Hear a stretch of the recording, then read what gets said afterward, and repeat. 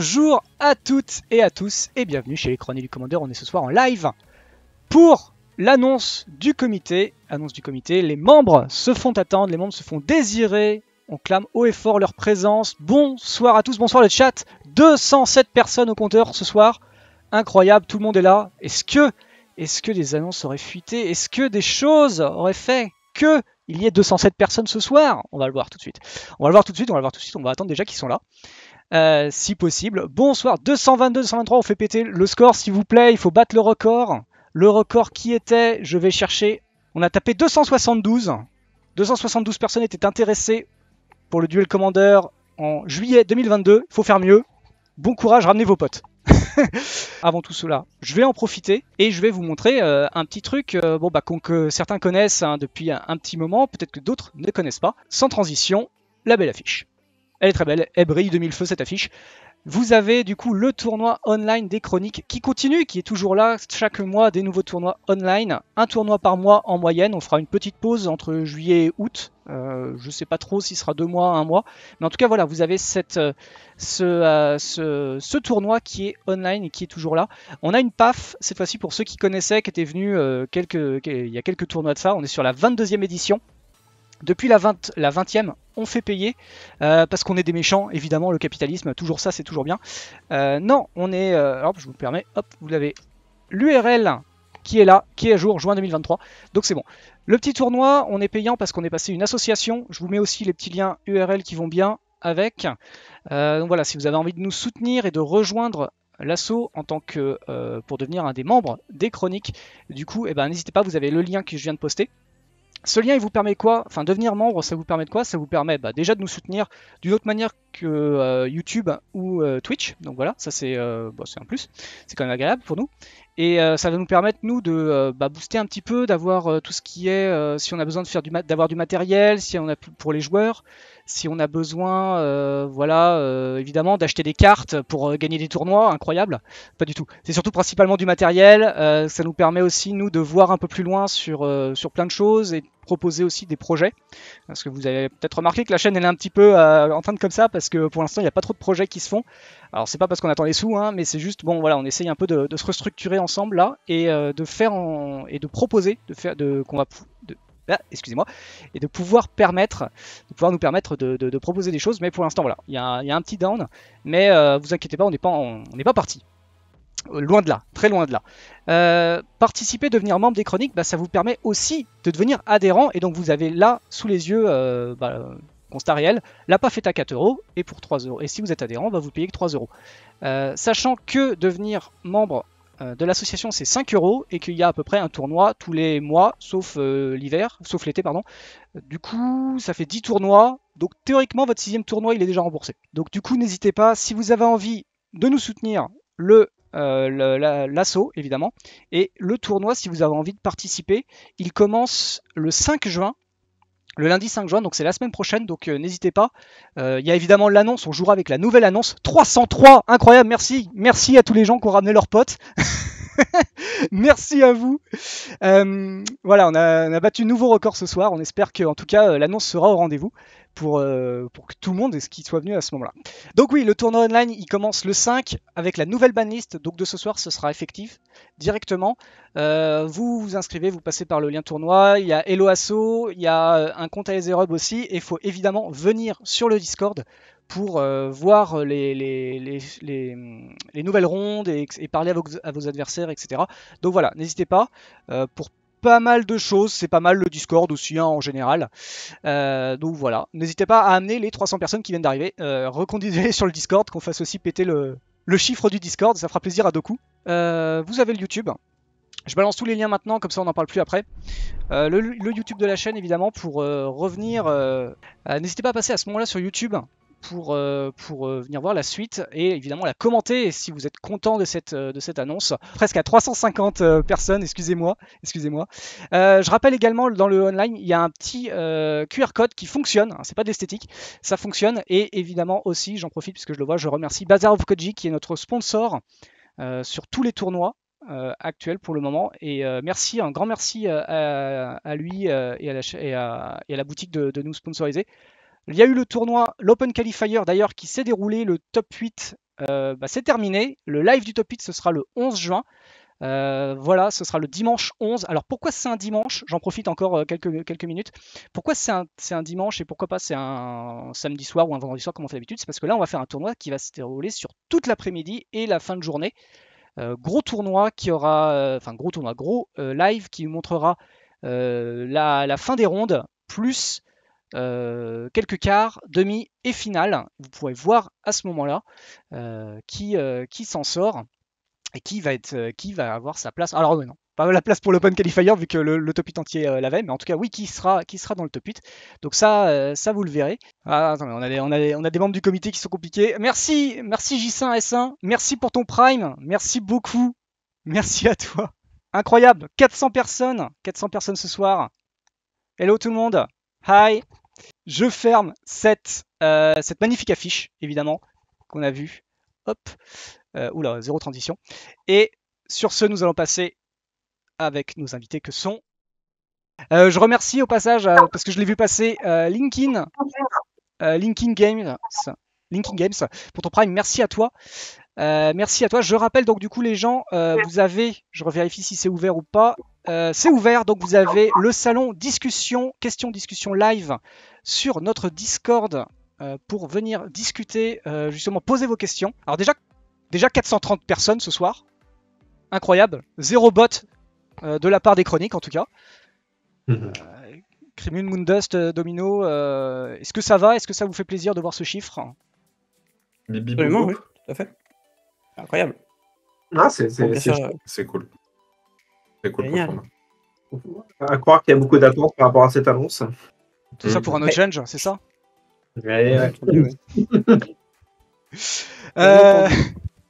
Est-ce que, alors je sais pas à quel point on est à quel point l'annonce a été déjà dévoilée. Est-ce que vous pouvez nous en parler un petit peu ou pas de cette annonce, ce débat pour ce oui, complètement. Sans rentrer dans les détails, ça a été beaucoup de discussions sur beaucoup de cartes. Je pense que ça fait longtemps qu'on n'a pas discuté autant de cartes différentes pour d'autant de raisons différentes. Sachant qu'en plus, on sort d'une période où on a été très stable avec des tendances lourdes qui se dessinent. On va en discuter après. Donc, disons que la combinaison des tendances lourdes, mais beaucoup de stabilité, ça fait qu'il y a des choses qui ont été résolues maintenant, qui étaient un petit peu en gestation. Mais plus généralement, oui, il y a eu énormément de discussions, beaucoup de débats et on est arrivé à un certain nombre de choix. Pour faire court avant d'entamer sur le détail. Je rejoins ce que dit Flavien avec beaucoup de talent, mais effectivement, au-delà de ça, il y a aussi sans être trop franco-français, même si le format qui veut ça, pour moi, cette annonce avait une importance particulière parce qu'il y a le plus gros tournoi avec qualifier qui va avoir lieu. Et essayer de se placer dans un metagame qui convient au plus grand nombre et qui nous semble être intéressant. Et c'est parti, transition incroyable. Nous avons donc du coup individual, donc aucun changement de règle. Individual card, donc maintenant nous avons Diada qui est banni en tant que commander seulement. Comet est banni, Ogak est banni et Moxamber sont bannis. Pas de change pas d'experimental change et pas d'other change. Et je vous propose qu'on attaque le gros du sujet du coup. Vous avez la première partie qu'on va parler des annonces, qui va durer environ 1 heure.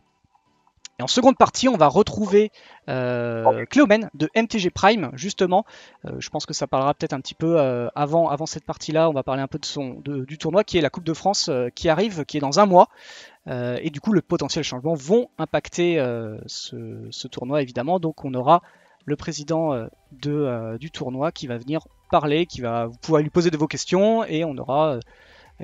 c'est son retour aussi un peu personnel sur ça. Est-ce que lui pense que ça va impliquer sur son tournoi? Je peux entamer pour disons l'état du format, quoi, disons l'état général, et puis on développera au fur et à mesure. Ouais, ça marche. Donc je reprends rapidement ce que je disais tout à l'heure. Fabien, bien sûr, tu m'interromps, tu me as besoin. Donc pour répondre rapidement. Donc ça a été, je disais, une annonce qui a été très difficile. On a beaucoup discuté, il y a eu beaucoup de choses différentes discutées, il y a eu beaucoup de débats. On n'est pas forcément arrivé à des accords sur toutes les cartes, il y a eu des discussions internes, voilà. Donc voilà. Pour dire que c'est une des annonces, je pense qu'on a discuté le plus de cartes différentes depuis longtemps. Une des raisons à ça, c'est qu'on a eu la chance d'avoir un format qui a été hyper stable. Et dans le bon sens du terme, ça c'est une très bonne chose, mais ça a donné aussi l'occasion de voir un petit peu des disons que des dynamiques générales qui se déguisaient, qui se distinguaient. Et c'est aussi pour ça qu'on a fini par arriver à ban plusieurs cartes d'un coup, parce que ça nous a permis d'identifier un certain nombre de choses. Voilà, donc ça c'est pour la problématique générale. Alors je vais faire très court sur les cartes bannies en commandeur, enfin très court, pour donner les grandes lignes du raisonnement. En gros, Diada, c'est une carte, c'est un deck qui a été assez dominant récemment.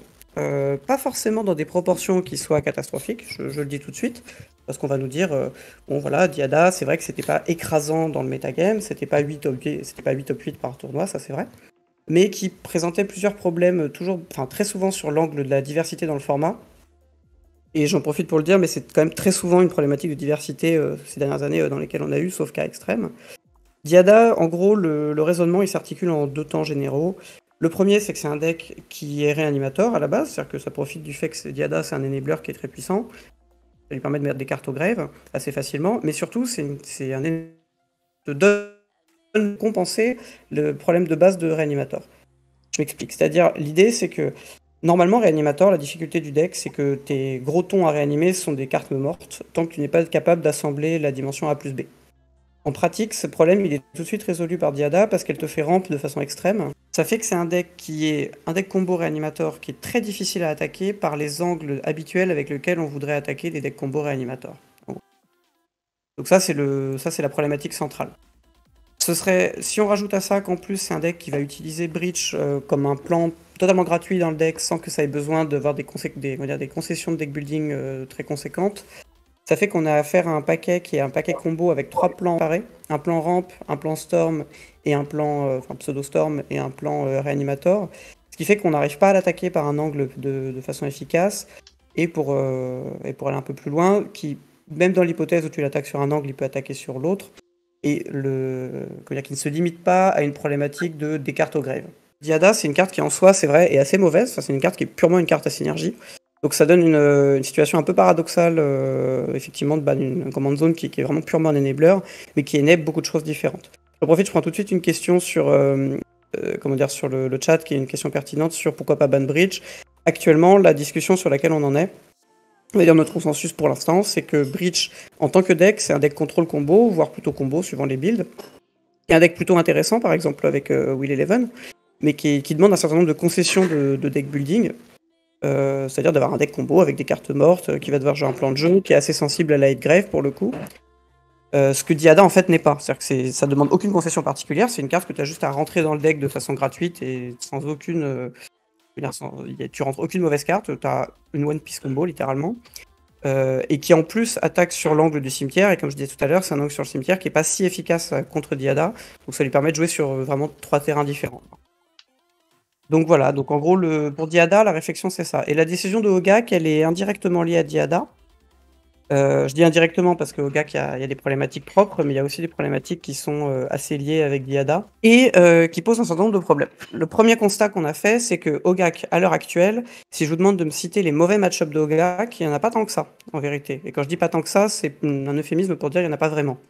En gros, les mauvais match-ups d'Hogaak, ça peut être des decks assez niches. On avait identifié Citis ou Lightpost, qui étaient un peu difficiles, mais ce sont des decks qui sont très très très peu joués, pour différentes raisons qu'on peut discuter, mais en tout cas qui sont vraiment des decks de niche, et pour lesquels on est très content qu'ils existent dans le format. Lightpost et Citis, c'est des archétypes différents qui offrent des choses différentes au jeu. Mais disons que si on se retrouve dans une situation où en fait il faut jouer Citis et Lightpost parce que Hogaak est dominant, personne n'a envie d'un format où le match Citis et Lightpost, pour le dire autrement. Donc il y a un certain nombre de problématiques sur ça. Ce qui fait que si les mauvais match-ups du deck sont des match-ups très niches, en fait le principal mauvais match-up de Hogaak, c'était en fait Diada. Et donc on s'est retrouvé dans une situation où on dit bon, si on retire Diada, Hogaak devient un deck avec virtuellement pas de prédateurs, sauf éventuellement des decks qui pourraient être toxiques en majorité. Et donc la question qui se pose, c'est est-ce que ça mérite pas simplement de partir? Parce que si on le laisse, on va se retrouver dans une situation où il y aura juste pas de meilleur choix stratégique globalement que de jouer Hogaak, surtout si on veut jouer un deck aggro. Puisque concrètement, si c'est pour jouer un deck aggro, ce sera le meilleur choix clair. Un élément pour finir sur ce truc-là, c'est que ça, c'est un discours que j'aurais pas tenu il y a 1 an ou 2, et que j'aurais certainement pas tenu à la sortie d'Hogaak, parce qu'il y a eu une grosse évolution dont je me suis rendu compte d'ailleurs personnellement en rejoignant le deck récemment. À peu près récemment, ça commence à faire un peu, mais en tout cas en retravaillant le deck. C'est que quand Hogaak est sorti, le nombre de, le nombre de cartes qui permettaient de faire des sorties stables avec Ogak était extrêmement limité. En gros, il y avait Stitcher et Satyr Wayfinder. Entre-temps, on a eu à peu près 5 reprints fonctionnels, on a eu des tutors en plus, on a eu des bonnes cartes individuelles en plus, on a eu des utilitaires en plus, on a eu énormément d'outils en plus. Et l'ensemble des outils en plus fait que le deck tel qu'il est actuellement, il n'a rien à voir avec ce qu'il était à sa sortie. Et notamment sur un point qui est très très très important et qui nous a fait un peu basculer, c'est que à l'époque où Ogak était sorti, c'est un deck qui était très en difficulté contre contrôle. C'est-à-dire que tu jouais au Ogak, tu avais besoin de jouer plusieurs bêtes, de dépenser des ressources pour meuler avec des effets comme Mulch qui étaient assez mauvais. Mulch c'est un bon exemple parce que Mulch on était obligé de le jouer, c'était un des effets de ce type-là. Aujourd'hui on le joue même plus tellement la carte est médiocre. On a littéralement des équivalents très supérieurs. Donc il y a eu une vraie redondance qui est avec la vitesse des sorties. Donc voilà. Et donc le truc c'est que il y a quelques années quand on jouait au Ogak, on prenait une Wrath of God, on arrivait à le rejouer, on prenait un Removal, on avait perdu la partie. Aujourd'hui, on prend Wrath of God, on rejoue au Ogak, on prend Wrath of God, on rejoue au Ogak, on prend Wrath of God, on rejoue au Ogak. J'exagère un petit peu pour la forme, mais c'est vraiment pas très loin de ça, quoi. On a vu beaucoup de parties où la régularité du deck fait qu'à moins de prendre vraiment 3 Wraths de suite, c'est très très simple de recaster le général. Je disais ouais, Ogak effectivement gagnait beaucoup de cartes et j'ai aussi eu l'occasion de jouer le deck récemment et c'est pas tout à fait le même pack qu'avant, beaucoup de redondance, beaucoup d'effets globalement plus puissants et même un power level des cartes globalement meilleur, des effets de 1000 meilleurs. Sortie assez stable, ce qu'on n'est pas censé attendre pour un deck qui va essayer de mettre une 8-8 trample très rapidement en jeu. Mais globalement, ça le fait souvent et très bien, parfois tour 2, quasiment tout le temps tour 3. Et c'est assez écrasant parce que c'est pas facile à gérer une 8-8, surtout qu'il revient assez facilement si on gère pas le board à côté. Donc non, c'est assez légitime. Et pour Diada, je crois que Krimlun l'a très bien illustré. Il y a assez peu de faiblesse, c'est assez menaçant à tous les éléments de la partie, que ce soit en early par des réanimations rapides, que ce soit en mid-game avec les trésors et des plans de late-game assez forts, type Breach, les cartes initiatives ou Emrakul par exemple. Donc pas vraiment de fenêtre où on peut respirer et des angles d'attaque assez particuliers, enfin plus particuliers que les classiques aggro contrôle quoi. Et l'autre annonce par rapport au Ogak, c'est qu'il est aussi banni main deck du coup. Parce que c'est un peu, j'ai envie de dire, un petit peu jurisprudence Uro, quoi. Où c'était un très bon compagnon Black-Green et la plupart des stratégies Black-Green se servaient d'Ogak et ça avait tendance un petit peu à lisser l'ensemble des builds qui cherchaient à inclure un plan Ogak, soit avec survie, soit avec Buried Alive, soit avec des effets de loot. Tellement le coût était assez minime parce que certes l'avoir en command zone pour le caster rapidement ça nécessite une adaptation du build. Par contre le piocher naturellement et avoir un cast de 8-8 assez facilement, voire un recast un peu plus tard, ça nécessite beaucoup moins d'adaptation et ça peut se faire juste avec des éléments de dredge, des fetch assez faciles à trouver. Donc on s'est dit tiens pourquoi pas faire une pierre de coups et essayer un petit peu d'éclater ces builds BG midrange qui ont tendance à se standardiser. Diada, je pense que c'était assez évident que ça allait à un moment donné attirer des foudres d'une manière ou d'une autre. Là, c'est sur le général. Pareil, très bien résumé de la part. Sur les problèmes du deck, enfin du commandant déjà surtout. Le troisième plan avec le plan combo. Et puis aussi, c'est quand même une tricolorité qui a un gros avantage, c'est qu'il y a beaucoup de moyens de se battre, même contre la haine en fait, simplement. On a les 3 couleurs de removal, donc les plans bières sont plus difficiles à mettre en place contre. Et à côté de ça, si on a des plans à base de permanents autres, pareil, blanc, rouge, noir, on a de quoi faire tout ce qui est artefact, enchantement, s'il fallait s'adapter. Je pense que c'était un deck qui avait beaucoup de matière à naviguer malgré beaucoup d'adaptations, même que ce soit de la gravate classique ou autre. De son côté, en tant que général, j'ai eu moins de soucis vis-à-vis de lui. Dans le 99, je comprends bien qu'il y avait ce côté, effectivement, à ce que toutes les bases vert noir tendent à dire, écoute, en fait, Ogak, c'est facile à mettre dans le deck. Comme dit, Buried Alive, ça setup ça tout seul. Survie, ça setup ça tout seul. Le peu, on va dire, d'adaptation qu'il y a à faire pour ça, c'est tellement remplacé par la qualité de la carte en elle-même, en tout cas ce qu'elle fait. Un des objectifs aussi indirectement, c'est qu'on était actuellement dans une situation où on avait un metagame qui pouvait être assez intéressant, objectivement. en tout cas avec une certaine variété, dans lequel contrôle était l'archétype qui était le plus en retrait, globalement. Ça, c'était une tendance très largement définie.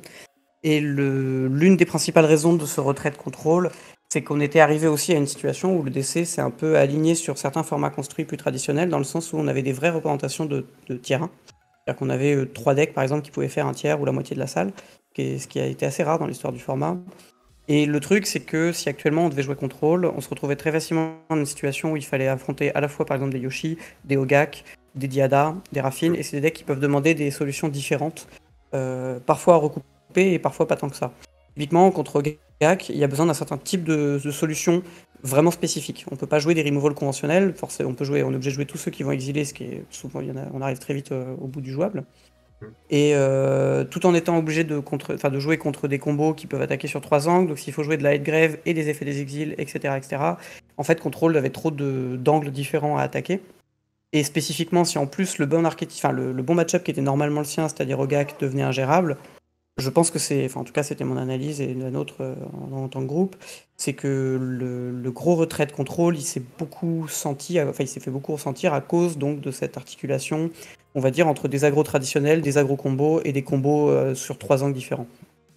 Un de nos objectifs du coup aussi avec cette banlist, c'est ça, c'est de dire on évacue des cartes extrêmement spécifiques qui vont qui vont polariser les match-ups à l'extrême, de façon à ce que contrôle revienne un peu plus sur le devant de la scène. Et c'est d'autant plus intéressant que Yoshi, qui continue d'être dans une position d'être un peu le métronome du format, l'expression a fait Flores, mais elle est assez juste, est un deck qui justement a tendance à ramer un peu contre contrôle, ça fait des gammes intéressantes, mais je trouve le match-up relativement négatif.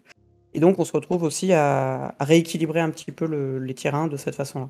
Et je pense qu'avec ça, on devrait retourner à une situation assez stabilisée, avec des match-ups assez lissés, ce qui est intéressant d'un point de vue compétitif. Merci à toi, on va pouvoir passer aux autres cartes. Je rappelle que vous avez donc le Discord qui vous permet, vous avez un salon, tout de suite quand vous arrivez, vous avez le welcome tout en haut, et puis juste en dessous vous avez questions, discussion live qui vous permet de mettre de vous poser votre question évidemment, question sérieuse. Le chat est là pour flood. Vous avez le chat pour flouder, mais n'hésitez pas. Je prends juste une question que je vois dans le chat parce qu'elle concerne le Diada. Est-ce que Control va revenir sans Diada? Ouais, Krim l'a dit, et ça va forcément aider contrôle parce que c'est des angles d'attaque différents, donc plus de couverture pour contrôle au niveau des réponses. Et du coup, il va peut-être être obligé de jouer un Cremate à la place d'un piocheur quelconque qui lui permettrait de tenir plus facilement dans des match-ups d'aggro ou dans des match-ups de contrôle. Et ce qui fait que ça devient compliqué d'avoir réponse à tout le temps, quoi. Pour avoir pas mal essayé de build contrôle dernièrement, effectivement, c'était quand même un des gros enjeux, c'était d'arriver à trouver de la Gravate qui ne soit pas que de la Gravate. On parle de Cremate, on parle de Cling to Dust souvent, on parle des fois des bobbles type Nil Spellbomb, type Lanterne. Et effectivement, c'est des cantrips de qualité souvent un peu moindre comparé à d'autres. On connaît bien tout ce qui est option, brainstorm et compagnie. Et en fait, Control se retrouve effectivement à jouer d'une certaine manière sidé, mais trop sidé. Ça, je peux comprendre cette sensation. Je voyais une remarque qui disait on enlève les 2 mots match-up de Control. Non, justement, j'essayais de dire l'inverse. C'est qu'à une époque, Ogak c'était plutôt un bon match-up pour Control, et c'est beaucoup moins le cas aujourd'hui. L'évolution du deck fait que quand on joue Ogak et qu'on affronte Control, en fait, on est plutôt content, c'est plutôt un match-up positif. Et de la même façon, Diada, c'est un deck combo qui est extrêmement dur à attaquer pour Control. Parce que Control n'a pas forcément nécessairement l'inévitabilité qu'il est censé avoir dans ce match-up. Puisque Diada a la possibilité de partir en combo littéralement from nowhere, quoi, à partir de rien, tout en ayant la possibilité de hardcast des tons, d'avoir un plan de jeu rampe, tout en ayant la possibilité aussi de les réanimer. Et en fait, mis bout à bout, ça fait que quand tu joues Control, t'as pas forcément l'inévitabilité dans un match-up combo. Et donc tu te retrouves à 2 decks qui structurellement devraient être even, voire positifs. En fait, c'est des mauvais match-ups. Dans ce sens-là, je disais que c'est 2 mauvais match-ups qui font que ça, plus des problématiques traditionnelles de contrôle, c'est-à-dire affronter des Winnie White, etc. En fait, en accumulant toutes ces dimensions, ça devenait très très complexe de jouer Control. J'essaie d'être plus clair sur ça, c'est vrai que c'était pas forcément clair comment je l'ai dit. Un peu pour appuyer ça, effectivement, il y a quand même beaucoup de decks aujourd'hui dans le format qui se retrouvent à être capables de faire un plan de jeu de base. On prend Yoshimaru, agressé, on prend Diada, c'était le plan réanimateur et autres, et on se retrouve avec plein de decks qui sont capables d'avoir un accès à de la récursivité, à un second souffle qui se fait parce qu'on a réussi à stabiliser le plan A et du coup le plan B maintenant c'est de pouvoir tenir des games plus longues. Parce que je pense que c'est inhérent au format et de plus en plus vrai. Si vous voulez bien, on va passer à Comet. Petit chien parti trop tôt. Je crois que le numéro d'équilibriste, c'est pour moi. Du coup, Comet a été banni. Je vais tout de suite mettre les deux pieds dans le plat. Ça peut surprendre quand on connaît un autre arpenteur à 4 rouge et vert très puissant aussi qui a été édité peu de temps avant. Et pour être tout à fait honnête avec vous, c'est les résultats d'un processus démocratique. On a déjà un processus de vote assez complexe parce que en fait, on n'évalue pas forcément une carte par une carte, mais un metagame dans son ensemble. Et du coup, on vote pour des packages de cartes souvent, ou pour essayer d'imaginer au mieux ce que ça va produire. Parce que par exemple, ban de Diada seul, ça n'a peut-être pas beaucoup de sens, mais par contre, le package, je dis n'importe quoi, Diada ou Gak, ça fait plus de sens pour certains membres qui ont plus de facilité à se projeter dans un metagame ou qui trouvent qu'il y a une logique plus cohérente. Et il se trouve que ce processus a conduit au ban de Comet, mais pas au ban de Minsk aussi, qui a été très discuté et qui, sur le fil, est resté légal. Même si, pour ma part, il me semble plus fort que plus fort que Comet, et je pense c'est le cas de la plupart des joueurs. Cela dit, ce qui pêche un peu dans Comet, c'est effectivement son effet de hasard. C'est des effets avec lesquels on est des effets auxquels on est beaucoup moins habitué dans le Magic moderne. Hein. Je reprends souvent mon cas d'Imtutorak, qui est une des cartes des premières années de Magic, et les gens se sont habitués à jouer contre, à être frustrés par, et en la jouant et en jouant contre. Et c'est des mécaniques qui ont été un petit peu abandonnées dans le Wizard compétitif, et là c'est revenu par Set Infinity. Pas forcément pour le plaisir de tout le monde, hein, parce que se prendre des comètes qui enchaînent des 6 et qui fait les bons effets alors que ça n'aurait pu rien faire, c'est jamais agréable, et ça fait un peu des victoires de nulle part qui reportent pas forcément beaucoup sur le skill, à part le skill à jeter le dé. Et c'est peut-être ce qui a fait que c'est peut-être ce qui aussi a conduit son ban dans certaines décisions. Mais cela dit, quand on prend effectivement cette liste de loin et banni et pas Minsk, je comprends que ça puisse surprendre. Mais Sauf qu'il y a un aspect pour aller pour broder, développer plus que broder sur ce que tu viens de dire.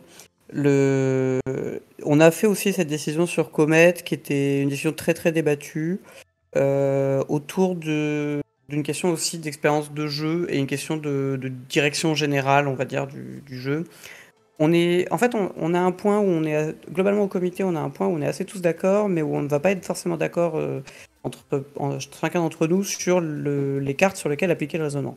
C'est-à-dire qu'on est tous assez d'accord qu'on essaie de promouvoir un environnement de jeu qui soit le plus stratégique possible et qui donc idéalement se passe d'un certain nombre de cartes individuelles qui vont avoir un fort impact individuel et qui vont être game breaking, qui vont augmenter la variance des parties. Par exemple, quand on avait Ban Ragavan, on avait un point d'accord généralisé sur le fait que ça rentrait dans cette catégorie.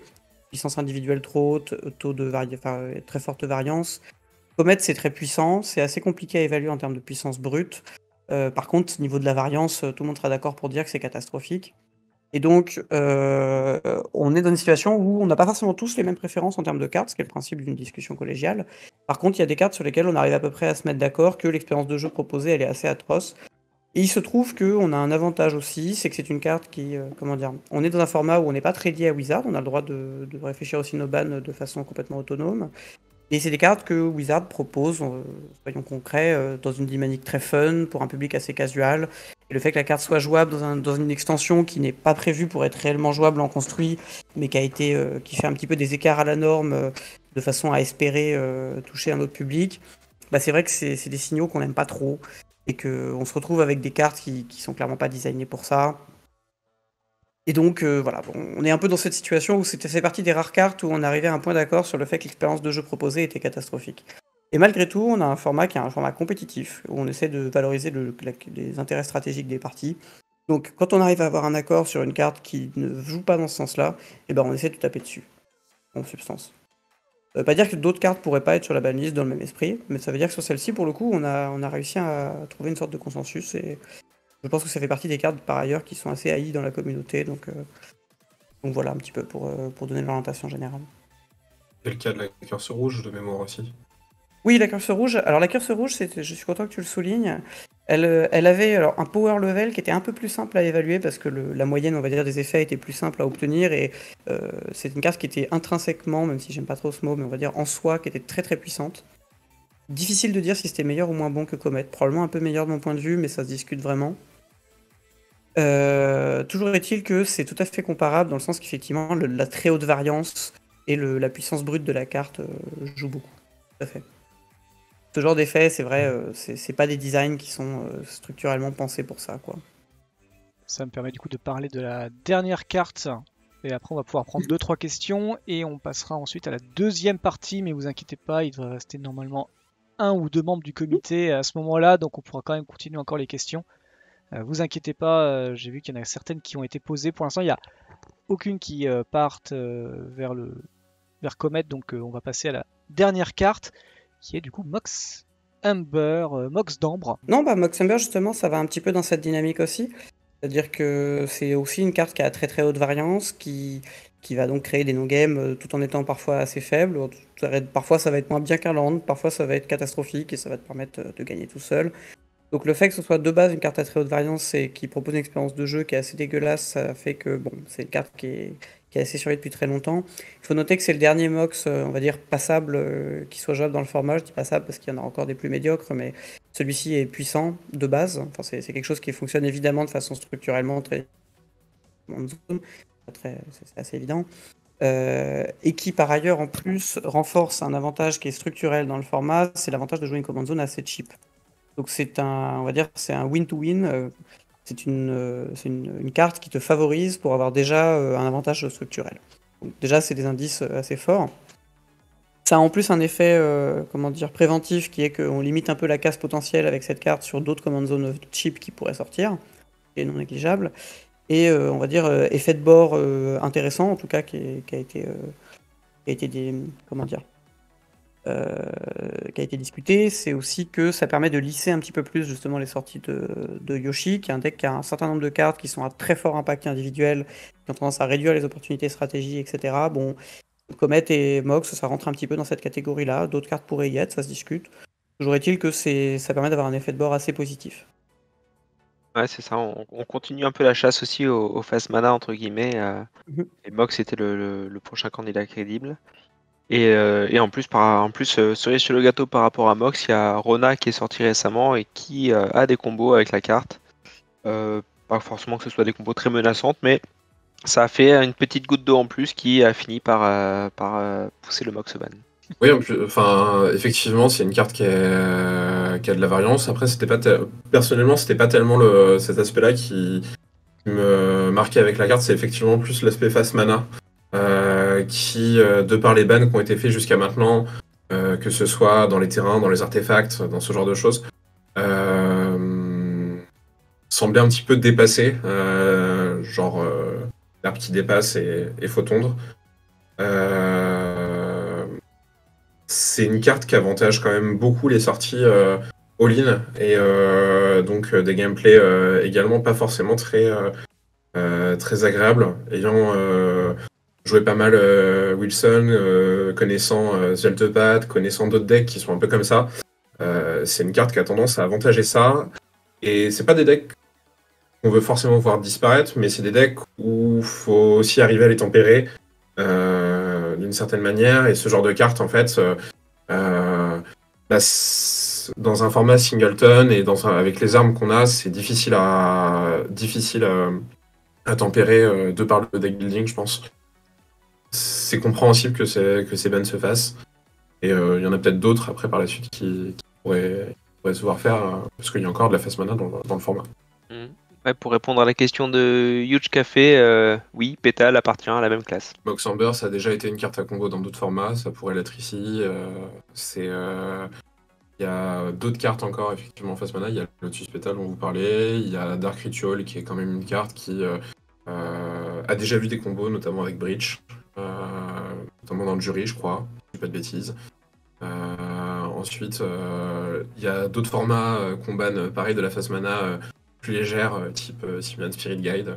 C'est une mécanique à Magic qui est complexe à apprécier, j'ai l'impression, en 2023. Alors, on va prendre 2-3 questions. Il reste une 10-15 de minutes avant qu'on passe à la partie 2. Je rappelle qu'évidemment, il y aura encore les membres du comité juste après. Donc voilà, partez pas tout de suite, évidemment. Vous pourrez encore poser des questions.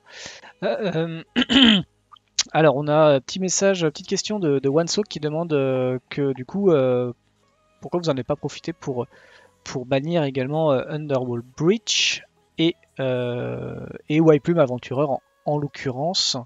Voilà, Breach, tu as déjà parlé, mais White Plume. Ça fait partie des cartes. Alors, les deux sont des cartes qui sont discutées très régulièrement, ça je peux le dire tout de suite, sur lesquelles on n'a pas encore forcément de consensus, ou en tout cas sur lesquelles il y a un consensus actuel qui peut être amené à changer, ça dépend de beaucoup de choses. Je commence par Breach, j'ai déjà évoqué tout à l'heure, c'est qu'actuellement, on considère que Breach, c'est une carte qui certes a le potentiel d'être très problématique, et elle l'est possiblement, mais c'est aussi une carte qui offre un archétype à elle toute seule, c'est l'archétype Storm, qui pour l'instant n'est pas extrêmement dominant, qui pour l'instant n'est pas écrasant, et qui a des mauvais match-up, et qu'il est possible de gérer avec par exemple de l'anti-grève, etc. Contrairement à Diada, justement, prendre un effet de hate grave, ça met le deck vraiment très loin, alors que Diada disait c'est pas très grave, je vais caster autre chose.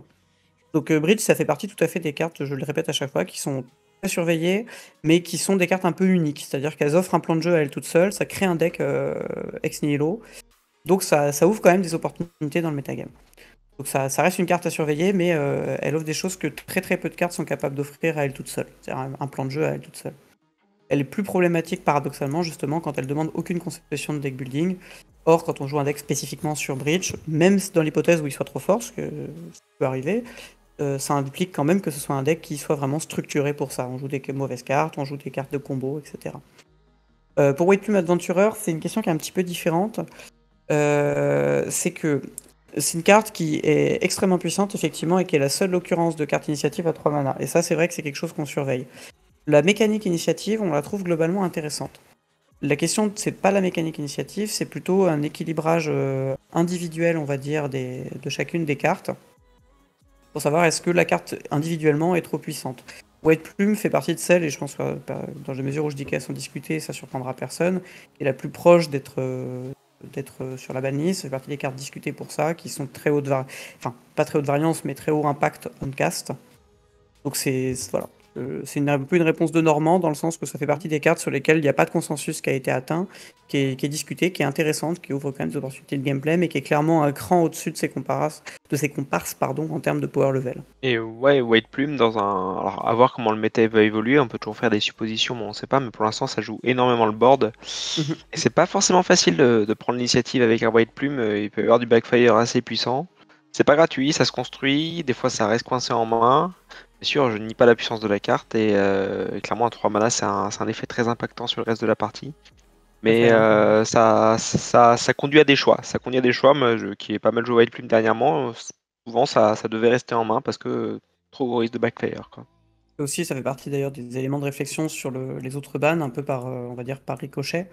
C'est-à-dire que ça fait partie des très bons outils de aggro contre contrôle, qui sont des outils qui sont beaucoup moins efficaces contre combo, parce que ça donne un petit peu de clock en plus quand même, mais c'est pas forcément suffisant, donc c'est très fort, mais c'est pas exceptionnel. Ça arrive un peu tard.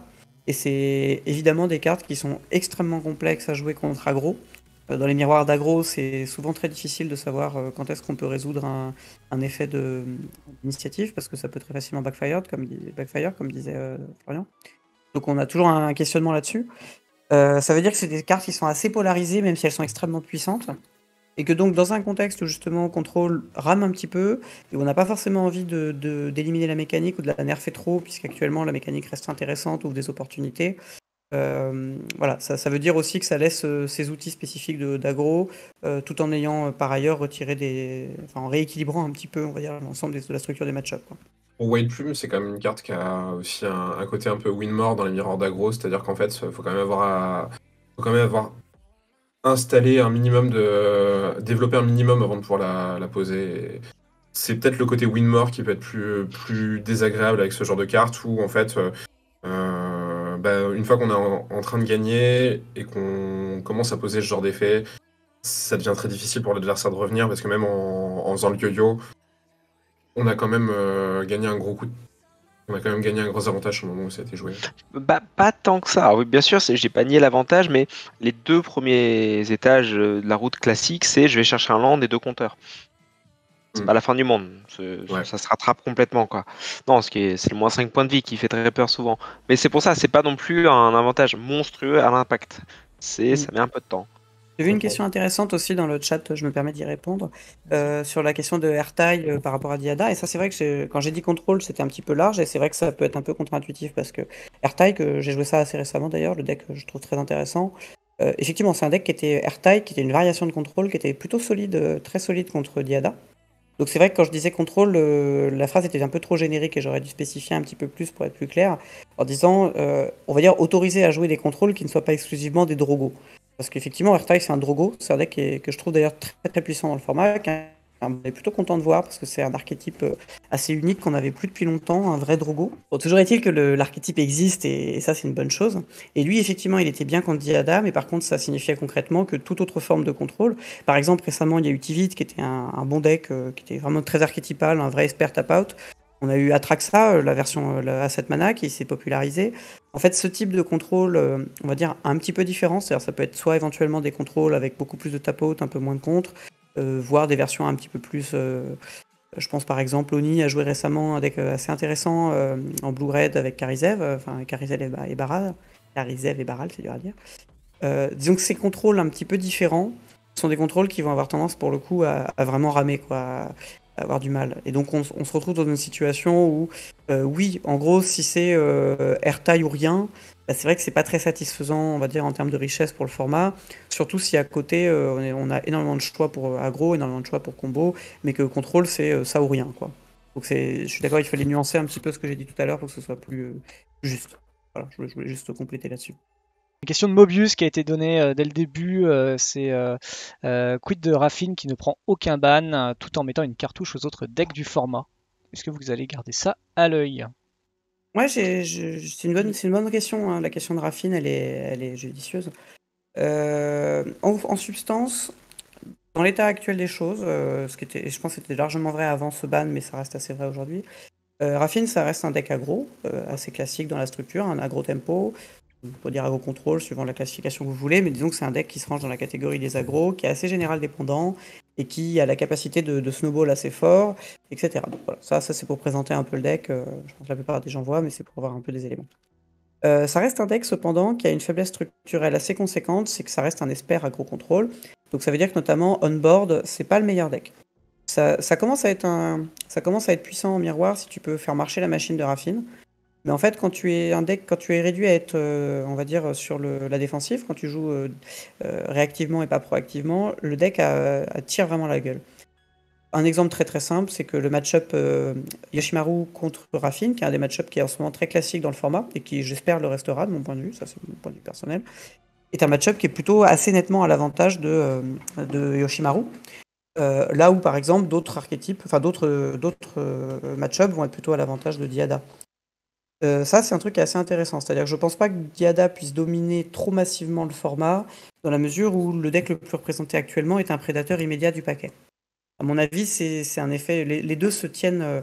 Comment dire, les deux représentent deux variations de deck aggro qui ont des match-ups différents et qui s'équilibrent assez correctement entre eux, avec l'un des deux qui est un peu plus puissant que l'autre. Et de ce fait, j'ai du mal à voir Raffine comme un deck qui surnage. Même si c'est bien sûr un excellent deck et je suis très content que le paquet existe dans les top tiers. Ce qui est vrai, ce qui a fait partie des cartes qui ont été discutées, les spells gratuits sont toujours discutés. Ça fait partie des cartes justement qu'on identifie comme ayant des hautes variances, pas forcément des choix stratégiques très intéressants, mais qui pour l'instant nous paraissent ok dans le format, mais qui font partie des cartes discutées justement dans ce cadre-là. Mais disons que ça ne changerait pas la structure générale du propos, c'est-à-dire que Raffine, globalement, actuellement, ça a des mauvais match-ups. Et tant que le deck a structurellement des mauvais match-ups, j'ai du mal à considérer que ça puisse surnager. Ouais, par rapport à Raffine, je rejoins ce que dit Kremlin sur le spread de match-up qui n'est pas forcément idéal. Après, le field risque beaucoup changer. On a fait beaucoup de bans. Et si on veut pouvoir faire une évaluation précise des impacts de ce qu'on a fait, on ne peut pas non plus se permettre de changer trop de paramètres. Il y a déjà beaucoup de paramètres qui ont changé, des paramètres assez majeurs du format, Diada ou GAC. Voyons comment Raffine se comporte. On ne peut pas non plus tout révolutionner d'un coup, surtout que Wizard sort beaucoup de cartes. C'est effectivement un build très original, hein, cet agro Esper, c'est pas forcément là qu'on attend de voir Esper, et du coup on va dire que ces points d'originalité font qu'il est encore là, et ainsi que son spread de match-up qui est pas forcément toujours facile à affronter. Et ben si vous voulez bien, on va pouvoir passer à la deuxième partie et du coup accueillir Cléomène. À tout de suite le chat. Bonsoir, rebonsoir à certains et bonsoir Cléomène. Bonsoir Salut. à toi. Écoute, ça va, bien claqué. Je sens qu'on arrive au bout. Il est temps que ça se termine, clairement. Mince. Les vacances arrivent, je les vois arriver au bout. Qui pensait inviter quelqu'un de très motivé, très dynamique. Ouais, Ah non, super. mais toujours motivé, mais c'est vrai qu'on arrive sur la fin et ouais, pour 6 mois d'investissement, ça commence à faire beaucoup. D'autant que c'est pas ma seule activité, hein, donc c'est beaucoup de coordination. En fait, j'organise pas directement, mais je coordonne. Tu vas organiser la Coupe de France. Il y a eu beaucoup de gens qui se sont qualifiés pour accéder à cette coupe. On en est à combien d'ailleurs pour la petite officiellement, pour ceux qui en font partie, on peut le dire, vous faites partie des 300. Voilà, et on a passé la barre des 300 uniques. Pas mal. Que j'aime bien. C'est un nombre qui me parle énormément en plus, donc je m'attendais pas à en avoir autant. Est-ce que c'est beaucoup? Est-ce que c'est peu? Je n'en sais rien. On fera le bilan à la fin. On a voulu faire quelque chose d'ouvert, d'accessible. On voit qu'il y a une demande. Autant pour les CR, on savait quel chiffre on allait avoir du fait d'avoir 19 tournois régionaux. On n'en avait pas 22 comme je le souhaitais sur l'ancien découpage régional. On a 2 régions, Champagne-Ardenne et Bourgogne, qui n'ont pas eu de championnat régional par manque d'associations à l'intérieur. Et j'ai eu quelques raisons. Ce sont des régions qui sont très axées sur le multi. Les boutiques font le taf. Donc du coup, il n'y a pas forcément d'associations qui étaient prêtes à accueillir ce genre de projet. Mais peut-être qu'en observant ce qui s'est passé cette année, ils vont se dire nous on est plus multi, mais pourquoi pas faire un petit one-shot duel commander pour aussi offrir une autre opportunité aux régions limitrophes d'avoir une chance en plus, de faire un CR de plus dans leur région, de voir du pays. Ça faisait partie des objectifs aussi, de se dire il y a peut-être des joueurs qui vont se déplacer dans des endroits où ils seraient jamais allés, en se disant parce que j'ai une carotte en plus au bout, et dire tiens, j'ai découvert tel asso qui a bien organisé le CR, c'était sympa, je reviendrai plus tard, même si c'est pas dans le cadre de la Coupe de France. C'était aussi une volonté de faire bouger les gens, de faire se croiser les communautés, les orgas, dans un projet commun. Et pour le coup, pour l'instant, c'est vraiment une bonne réussite. Enfin, je trouve dans cet état d'esprit. Je pense que effectivement ça a fait bouger, mais pas que les associations. Et tu as une boutique, en tout cas en Bretagne, qui n'avait pas forcément l'envie de s'intéresser à la coupe, en tout cas, tous ces événements. Et le fait que je pense qu'il y a eu un grand engouement de la part des joueurs de partout. Bon, là il y avait évidemment beaucoup de Bretons évidemment, mais ça l'a poussé à organiser un tournoi. C'est plutôt le genre de boutique qui fait des tournois à 16 personnes. Je crois qu'il a fini à 50. Il a fait un tournoi à 50 personnes. Donc, c'est un des phénomènes aussi où je m'y attendais pas, même sur des régions justement très éloignées par rapport à la date. Enfin, au lieu du championnat de France qui aura lieu, du coup, je le rappelle, à Châteauroux, week-end des 30 juin, 1 et 2 juillet. Et je m'étais dit, ça se trouve, je prenais justement PACA, Bretagne, qui étaient les plus excentrés, en me disant, il y aura peut-être peu de demandes, peu d'open, etc. Et non, PACA, ils sont acharnés, ils ont envie de venir, ils ont déjà prévu leur voyage. Les premiers open en termes de demandes, c'était justement en région PACA. Dans le sud, ça a été très très actif dans le sud-est. Ça m'a vraiment impressionné d'avoir des taux de remplissage ultra élevés. Je ressortirai quelques chiffres par rapport au stade parce que je fais un suivi quand même de me dire où est-ce qu'on en est, etc.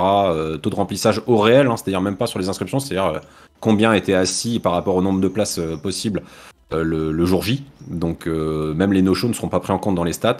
Donc on aura vraiment un pourcentage, un taux de conversion de présence au réel. J'ai réussi à tirer à tordre un peu les chiffres pour revenir à un compte rond. Donc la PAF pour le main event sera de 50 €.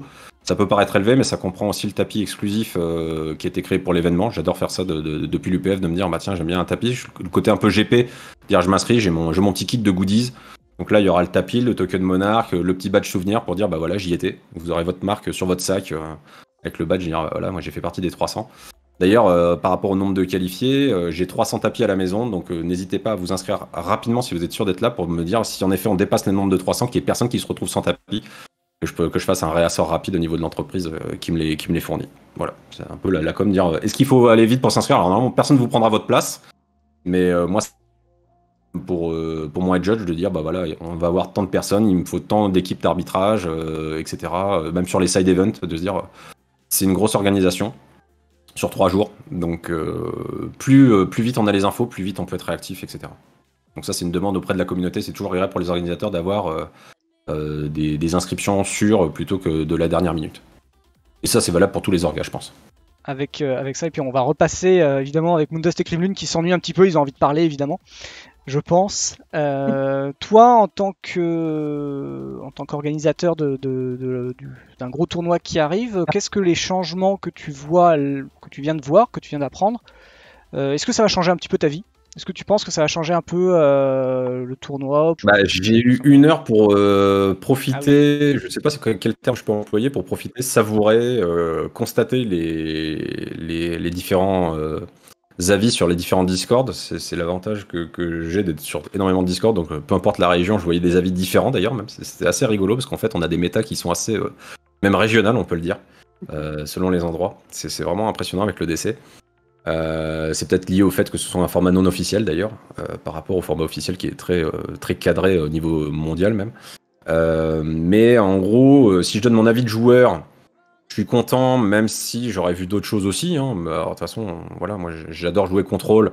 Je suis très content par exemple de voir Moxember partir, notamment les cartes in-deck, hein, donc Moxember et Comet, ça je suis très content. Je pense que ça n'aurait pas impacté beaucoup de joueurs. Les gens se seraient adaptés, dire bah, j'ai plus Mox, bah, je fais autre chose. J'ai pu Comet, bah, je remplace la carte, voilà, c'est pas non plus une catastrophe. Hein. Je serais pas dans de l'analyse de pur comme le comité peut le faire, j'en ai pas la prétention. En revanche, ouais, je suis un peu surpris du ban d'Iada et Ogak parce que en tant que joueur, bon, ça me perturbe pas tant que ça. Je suis plus surpris de pas voir justement, comme on a pu le voir, de tir un peu sur Yoshi, même si on a enlevé Mox, et de tir sur Raffine qui bénéficie d'une très belle place dans le méta déjà. De nombreuses cartes gratuites, ça c'est souvent un débat. Moi je suis plus actuellement en train de me dire est-ce que le problème le problème est dans la command zone ou le problème est dans le pack de 99. Je suis plutôt du deuxième avis. Il y a beaucoup de cartes problématiques dans les packs de 99, mais c'est très dur à équilibrer de dire bah, on va enlever une carte à un 99 mais sans créer un dégât collatéral sur un autre pack qui avait rien demandé. Donc c'est toujours un équilibre très dur à trouver, mais c'est vrai que les cartes gratuites deviennent problématiques, notamment dans Raffine qui en bénéficie énormément. En tant qu'orga, par contre, c'est vrai que quand on me demandait mon point de vue, je disais à mon cercle proche, dire moi en vrai, j'attends aucune season bannie. Pourquoi parce que c'était le principe. Alors justement, je l'ai jamais dit publiquement, j'en ai jamais parlé aux membres du comité, c'est pas mon rôle. L'année dernière, j'ai eu droit avec Minskenbu et au final, j'ai dit non, c'est pas mon rôle. Et j'ai clairement pas envie d'endosser ce genre de responsabilité. Clairement, j'ai d'autres choses à gérer. Mais j'étais dans l'état d'esprit, et c'est pas eux de s'aligner à moi, ni moi de m'aligner à eux. Chacun, on marche l'un à côté de l'autre, mais on n'a pas de lien entre les deux. Mais de manière, ça serait dommage que des joueurs soient qualifiés avec un pack et qu'ils se retrouvent supprimés de leur pack avant les France. Bah, c'est ce qui va arriver, mais à voir si ça aura des grosses conséquences sur de joueurs qui diront bah tant pis, bah j'y vais pas, j'ai pas de pack, j'y vais pas. Je pense pas, j'espère qu'ils essaieront de se dépatouiller. Ils ont un mois pile pour essayer de trouver un pack, de trouver une solution. C'est juste ça, c'était ce que je me disais. Bon, parce que moi je le vois de mon point de vue d'organe, de me dire ça aurait été sympa de le laisser entre guillemets, mais ça aurait fait vraiment trop alignement du comité par rapport au circuit, de se dire bon bah c'est bon, entre guillemets le split est terminé, on part sur une new méta après le championnat de France, et à partir du mois de janvier de l'année prochaine, si on relance ça, de se dire ah bah à nouveau on repart sur des no change pour laisser le championnat se dérouler. On a eu des bans pendant le championnat, pendant le cycle de championnat, on a eu All Sticky Finger qui a sauté, et pour moi c'était une très bonne chose, beaucoup trop oppressant. Et puis ça commençait à farmer, envoyer CR machin top 1, CR machin top 1, CR machin top 1. Ça commence à se dire s'il faut gagner une invite, il faut jouer All Sticky Finger, ça devient un peu trop relou. Donc ouais, bah ça c'est mon point de vue d'orga, dire bon bah je suis un peu triste pour les joueurs qui s'étaient qualifiés avec un pack et qui se retrouvent sans pack à un mois du championnat, mais je le respecte. De toute façon je n'aurai aucune action vis-à-vis de ça, mais voilà, c'était juste mon point de vue. J'espérais en fait un autre challenge au niveau des CZ, mais voilà, je l'accepte et j'espère juste pour le coup que les joueurs. Alors peut-être que Aragorn va venir bouger les choses, on pourra en discuter, dire voilà, est-ce que Aragorn va pas être une arme en plus dans le méta, parce que j'en vois pas mal parler, de se dire est-ce qu'il va pas venir essayer de bouffer Yoshimaru et Raffine pour éviter de se retrouver avec 150 joueurs Raffine, 150 joueurs Yoshimaru. Bon, j'avoue que si on doit commenter le match-up pendant 3 jours, on va un peu s'ennuyer quoi. On reprend avec tout le monde cette fois-ci, donc du coup Cléomen aussi a également la parole sur les questions, les réponses. Je vais reprendre sur une petite question là que je vois, hein, toujours pareil, hein, n'hésitez pas à passer dans le Discord, poser la question pour éviter qu'elle disparaisse. Mais j'en vois une qui je pense est intéressante, même si pour l'instant elle va être compliquée à y répondre, mais est-ce qu'il y aura des bans préventifs à la sortie de Lord of the Rings, Seigneur des Anneaux? Sachant que la question, je ne sais pas si elle entre un peu en compte en mode est-ce qu'il y aura des bans une semaine avant la Coupe de France, ou est-ce qu'il y aura des bans fin juillet. Je pense que ce sera avant la Coupe de France, donc du coup c'est pour fin juin. Est-ce que La réponse à ça va être extrêmement simple, c'est que on peut pas vraiment donner de réponse maintenant. Même pas une réponse de Normand, c'est pas vraiment une réponse, c'est que ça dépend en fait simplement de plein de facteurs. Et que là, je peux pas te donner là tout de suite une réponse définitive qui peut-être serait validée par les événements, j'en sais rien du tout. Et on en a beaucoup discuté, c'est des choses qu'on discute bien sûr. Et l'interrogation, elle est parfaitement légitime, mais là, c'est difficile d'avoir une vraie réponse, tout simplement. Sachant que c'est un format standard, si je ne dis pas de bêtises. Moderne. Ah, moderne. Oui, si j'ai pas de bêtises. Et en tous les cas, si on doit prendre une décision, est-ce qu'on va essayer de faire le maximum? On essaiera de communiquer le plus en amont possible et pas forcément d'attendre la sortie de l'édition. On va éviter le maximum de prendre une telle décision, mais si un Jewel Lotus neigeux, oui, là on devra intervenir. Mais on n'attendra pas la sortie de l'édition parce que ça laissera trop peu de temps. On essaiera d'être très réactif. Cléomen d'ailleurs, en parlant de ça, est-ce que, je pense que tu l'as dit, mais s'il y a quelque chose de vraiment très abusé, est-ce que tu penses que MTG Prime bougera pour le tournoi ou... Je peux vous le dire directement, moi je bougerai pas. C'est pas mon rôle. Comme je l'ai dit, on m'a déjà fait le coup, enfin on m'a fait le coup. On m'a déjà posé la question l'année dernière pour Minsc & Boo. D'autres ont bougé. Moi j'ai dit bah non, si je fais du duel commander, je dois respecter entre guillemets on va dire le comité, les décisions. Et puis on voit ce qui se passe. Alors ça se trouve, oui, j'ai peut-être perdu 25 joueurs. Et alors, je trouve qu'on a qui était non plus une catastrophe à cause de Minsc & Boo. Je trouve que justement on a eu un beau tournoi. Malgré une bonne présence de Minsc & Boo, mais le plus important reste pour les 175 présents. Le ressenti global en termes de jeu, c'est qu'ils étaient contents d'être là, ils ont été contents de participer à cet événement pendant 3 jours aussi. Minsc & Boo ou pas Minsc & Boo, je pense qu'ils seraient venus, ces 175 là seraient venus. Donc voilà, peut-être que oui, j'ai peut-être perdu 25 personnes qui disaient non, je veux vraiment pas jouer dans cette méta là. Eh bien, admettons, c'est pas non plus une catastrophe. J'avais un seuil à respecter de 150, je les ai eus. Après, voilà, très bien. Alors, on a les questions un peu récurrentes sur les Blood Moon, Demonic Tutor, notamment. Est-ce que vous voulez reparler de ces cartes? Et Relic, et Deadly Relic. Est-ce que vous avez envie de reparler de ça? Pour Blood Moon, on en a pas beaucoup parlé cette fois-ci parce que ça va être quelque chose. Enfin, évidemment, c'est une carte où les positions sont assez divergentes au sein du comité, je vais être totalement transparent. Mais tant qu'il n'y a pas de nouveaux éléments qui rentrent en compte, on a décidé de ne plus débattre la carte et de rester telle qu'elle est à l'heure actuelle. Tant qu'il n'y a pas de nouveaux arguments ou de nouvelles cartes qui interagissent, on reste en statu quo. Les opinions sont très tranchées, l'intérêt stratégique de la carte fait débat. Je pense que tu as bien résumé, hein, tant que la situation est comme elle est, tant qu'il n'y a pas de nouveaux éléments, il n'y a pas de raison que la carte puisse bouger. Parfois on a des statu quo, quoi. C'est discuté. On en a marre de perdre 2 heures à chaque banlist sur Blood Moon et sur d'autres cartes, hein, et on s'est dit au bout d'un moment... Sur les cartes gratuites, je l'ai un peu évoqué tout à l'heure, c'est des cartes qui sont toujours discutées. On a déjà donné à chaque fois un petit peu les mêmes éléments de langage. Je les répète pour l'idée générale, mais sans que ce soit une vision définitive. Relic et Flawless, ce sont des excellentes cartes qui sont effectivement qui ont une capacité à être assez game breaking d'un point de vue du gain de tempo qu'elles donnent. Pour l'instant, ça fait partie des cartes sur lesquelles on n'a pas encore d'accord généralisé, mais sur lesquelles on discute et on a bien conscience, on va dire, des limites de ces cartes, quoi. Là, c'était déjà une annonce où il y avait déjà pas mal de choses. Voilà. Là, si je peux donner une opinion qui est purement personnelle, je pense que ça peut faire partie des cartes. Si on cherche à continuer un petit peu dans cette dynamique de raboter des cartes un peu trop fortes, ça peut être partie des cartes qui font partie des discussions, en gros. Donc, Pas oublier que ça reste, comme le disait Moondust, ça reste un processus de discussion qui est collégial. C'est l'intérêt du système, c'est qu'on est 5 et on discute beaucoup.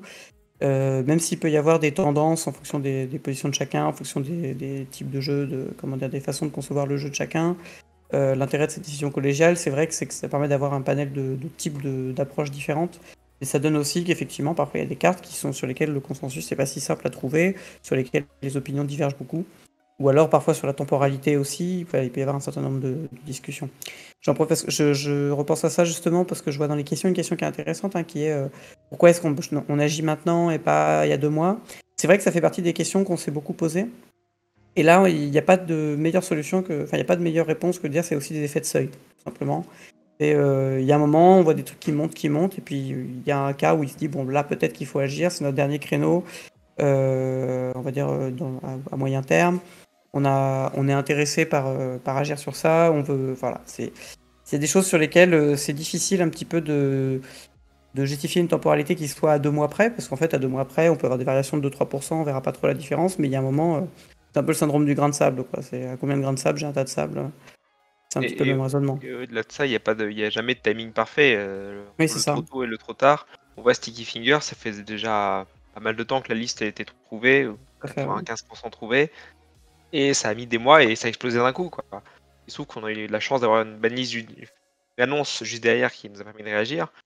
Ça aurait pu durer, ça aurait pu exploser juste après une annonce. Et c'est pas facile de maîtriser ça, c'est pas facile de maîtriser ce que les gens vont jouer et comment les gens vont s'adapter, malgré toutes les théories qu'on peut faire derrière.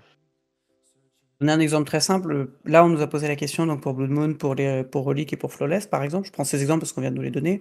Si on avait choisi, par exemple, de les ban il y a 2 mois, les bans d'aujourd'hui apparaîtraient pas forcément en cohérence. Si on les banne dans 2 mois, en fait, ce sera de la même chose. On dira pourquoi vous ne l'avez pas fait il y a 2 mois quand vous avez banni Comet, ça peut être la même chose. Voilà. Le truc, c'est que la temporalité de la discussion, la temporalité du metagame, et certaines cartes qui sont là depuis très longtemps, mais qui sont identifiées comme problématiques, mais on n'arrive pas forcément à savoir ni quand, ni pourquoi aussi. Parce que parfois, retirer une excellente carte, mais il faut aussi que ça se justifie d'une façon ou d'une autre. Voilà, c'est tout un tas. Il y a beaucoup de paramètres qui se réduisent pas juste à oui-non, quoi. Et c'est vrai que ça crée des situations où, mécaniquement, on sait qu'il y a des banlists où on va dire, voilà, sur cette annonce, on sait que ça va être polémique. Sur cette annonce, on sait que c'est pas forcément le meilleur moment, mais en même temps, il n'y en aura pas d'autres. Voilà, cette question de temporalité, elle est compliquée. Il y a aussi notre façon qui peut évoluer. J'insiste sur la façon de voir le jeu et pas sur le jeu qu'on joue, en fait. C'est ça qui est parfois difficile quand on est au comité, c'est de ne pas se faire influencer par ce qu'on joue ou ce qu'on aime jouer, mais d'essayer de prendre un petit peu de recul et de voir, en fait, d'avoir une vision un peu plus d'ensemble, quoi. Et c'est pour ça que souvent je dis un bon joueur ne fait pas forcément un bon membre du comité et vice versa. Et c'est prendre du recul et comprendre qu'est-ce qui peut être un intérêt stratégique, où on veut mettre les choix stratégiques dans le format au niveau du build et au niveau du... Et concernant du coup le précepteur diabolique, cette fameuse superbe carte de 4ème édition Bois Noir, qu'est-ce que voilà, elle est toujours là, elle navigue. C'est une carte très forte et qui versatilité qui va augmenter au fur et à mesure des éditions. C'est surveillé et je vais me répéter, il y avait peut-être moins urgent à faire, mais on voulait pas non plus complètement checker le metagame. C'est moi, en bon scientifique, je veux pas changer tous les paramètres d'un coup et derrière on dit qu'est-ce qui a marché, qu'est-ce qui a pas marché. On essaie d'avoir une vision qui va pas jusqu'à la prochaine banlist, mais aussi on essaie de comprendre un petit peu les patterns qui se dégagent, les effets des bans et les dynamiques qui vont être créées. Et si on change 18 cartes d'un coup, finalement on ne sait pas qu'est-ce qui était pertinent, qu'est-ce qui n'était pas pertinent. Oui, Demonic Tutor c'est fort, je crois que c'est la 3ème carte la plus jouée du format, si je me... MTG Top 8. Après, ça fait partie du cœur du format, c'est une carte qui est bannie absolument partout. Mais oui, c'est discuté. Je prends une question de Nexiu S59 dans le Discord, donc du coup qui demande si on a eu des retours, enfin si vous en tout cas avez eu des retours très différents de ce qu'on peut observer en France de la part d'autres pays en termes de cartes problématiques, de méta, de command zone, etc. Il y a vraiment des méta régionaux et on voit que le Duel Commander se porte très très bien dans d'autres pays. Il y a même une rumeur, ou en tout cas, il n'est pas impossible que France, le pays où il y ait le plus de tournois Duel Commander. Je dis il n'est pas impossible, hein, je sais pas, mais ça m'étonnerait qu'à moitié. Et on voit en suivant attentivement NTG Top 8 qu'effectivement, il y a nos consultants qu'il y a des méta régionaux, des fois il y a des bans qu'ils n'ont pas compris, par exemple le Sticky Finger, pas compris, parce que chez eux c'était absolument pas joué, ou pas fort dans leur méta. Et des fois ça peut créer des divergences et des incompréhensions, et c'est assez compliqué de garder tout le monde soudé. Mais aussi l'autre point que je voulais aborder, c'était l'accessibilité aux cartes. Dans des pays un peu moins riches, on voit forcément que les decks monocolores qui ont ont un peu disparu parce que par manque de power sont toujours présents, parce que forcément il n'y a pas nécessairement le même pool de bilan dans la communauté et la même accessibilité, ce qui peut engendrer des divergences au niveau du metagame. Je sais qu'il y a eu 3 Open hors de France. Il y en a eu 2 en Belgique et 1 en Espagne aussi qui a été organisé. Ils sont venus me chercher. Ils ont dit, nous, on a envie de s'inscrire aussi dans le truc, même si on sait que c'est un championnat de France. Mais comme je l'ai dit, c'est un championnat de France et non pas des Français. Donc c'est juste que le championnat est réalisé en France. Donc d'ailleurs, merci à toi, Ragan, parce que l'équipe des Chroniques nous octroie la qualification d'un Danois, par exemple, et qui a dit, si j'ai bien compris, qu'il ferait le déplacement. Il va venir, ouais. Assez exceptionnel qu'un Danois vienne en France pour un championnat de France. Ah, c'est exceptionnel. Son premier voyage en France, je Ouais, crois. voilà, vraiment, ça va être ça. de vraiment bien l'accueillir pour qu'il revienne, justement, qu'il ait envie de continuer à découvrir la France à travers les tournois de Magic, que ce soit un critère de vacances pour lui.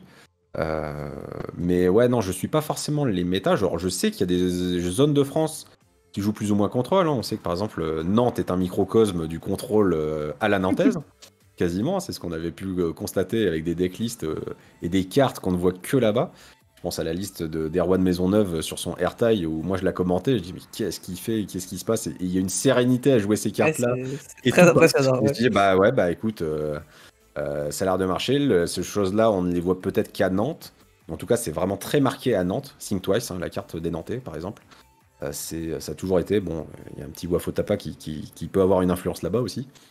Oui, dans le nord de la France, par exemple, j'ai l'impression, une fois, ça se plaignait de dire le méta il est trop contrôle dans le nord de la France. Alors, moi, de mon point de vue, je dis mais attends, mais le contrôle n'arrive pas à exister et vous me dites qu'il y a trop de contrôle. Ça me surprend, voilà. Mais non, pour répondre à ta question directement, la méta régionale, je la ressens, mais je n'ai pas d'informations à pouvoir proposer dessus cette année.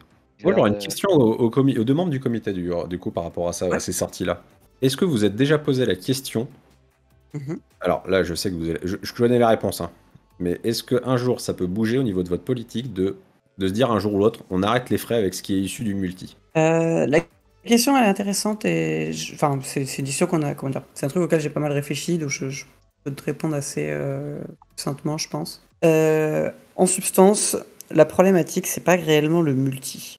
C'est un truc que j'aime beaucoup, j'ai beaucoup discuté autour de ça et j'ai beaucoup défendu cette position. Donc là, c'est une position personnelle, mais je pense que les autres seraient pas en désaccord. Le problème qu'on a, c'est qu'il faut bien entendre que Wizard, actuellement, la poule aux œufs d'or, c'est le multijoueur. Donc en fait, le truc, c'est que ça se développe à une vitesse hallucinante. Ça génère une thune monstrueuse pour Wizard, qui, rappelons-le, est une entreprise, et c'est pas qu'une petite entreprise. Et qui pour le coup connaît pas la crise, hein, sans faire de mauvais jeu de mots, qui explose complètement. Et le truc, c'est que le multijoueur, c'est tellement une poule aux œufs d'or que ça fait quelques années maintenant que leurs produits multijoueurs, en fait, ne sont pas uniquement dans des extensions multijoueurs. Je me rappelle que, alors, ça veut pas dire que ça a commencé là, mais je me souviens m'être fait la première fois cette remarque en regardant l'extension Ixalan à l'époque. Je soupçonne que ça datait même encore d'avant ça, mais disons que c'est la première fois que ça m'a... Je me souviens une fois où typiquement, je sais plus, on était à un zap à l'époque, je vois un Zakama sur une table, tu regardes la carte, je te dis, un dinosaure à 9 mana qui fait des effets en boucle et qui tape 9, c'est pas une carte qui est prévue pour le duel, enfin pour le standard. Et là je me suis dit bon, en fait le truc c'est que de plus en plus les cartes de multijoueurs elles sont infiltrées dans les cartes de standard. Parce que l'équilibrage est tellement différent qu'en fait souvent des cartes de multijoueurs, si juste tu gardes en tête qu'elles doivent pas casser le 20 PV pour eux, en fait c'est à peu près fonctionnel dans des formats standards.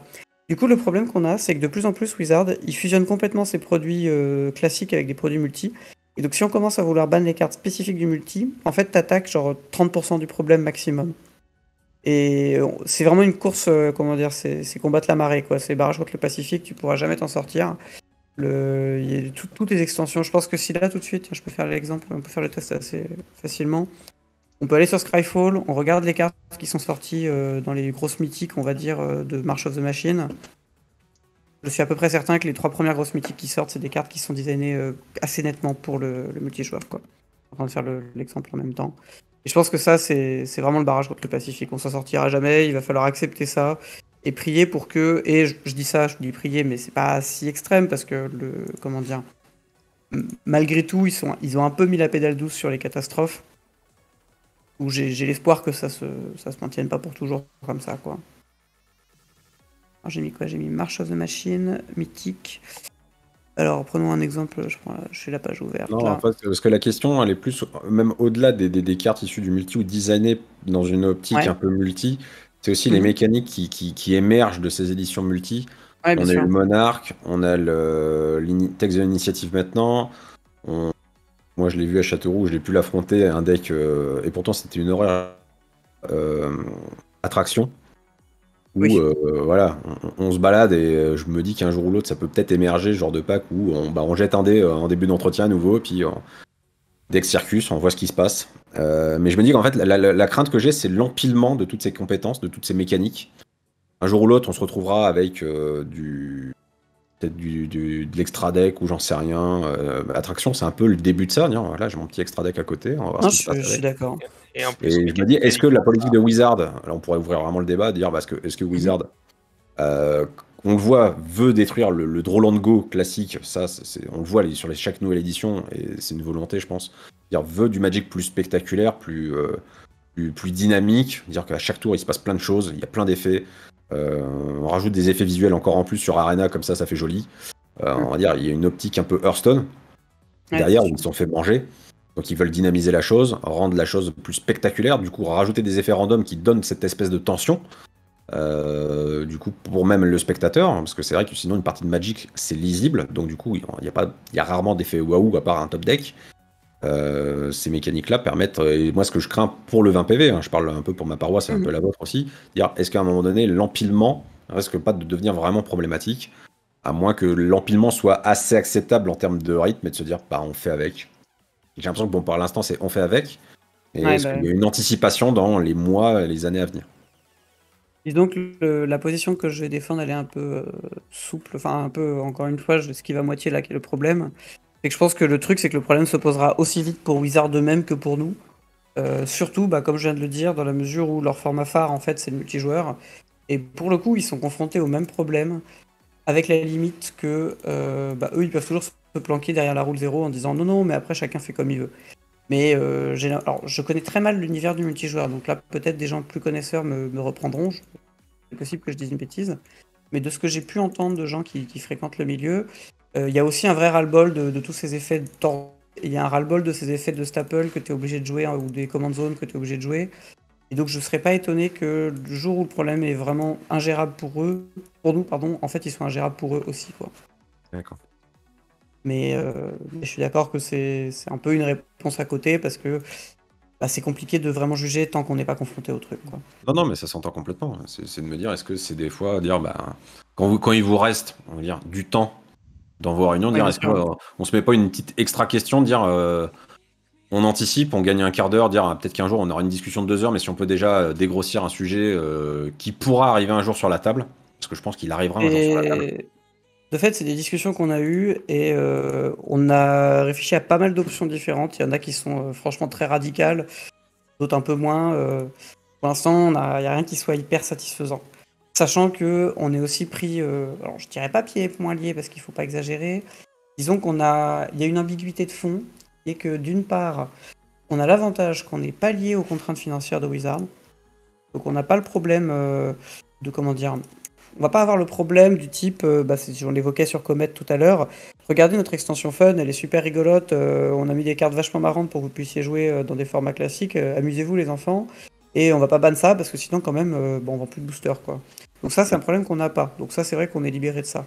Par contre, à l'inverse, le problème qu'on a quand même, c'est que plus on s'éloigne du corpus de règles de Wizard, moins on a de lisibilité.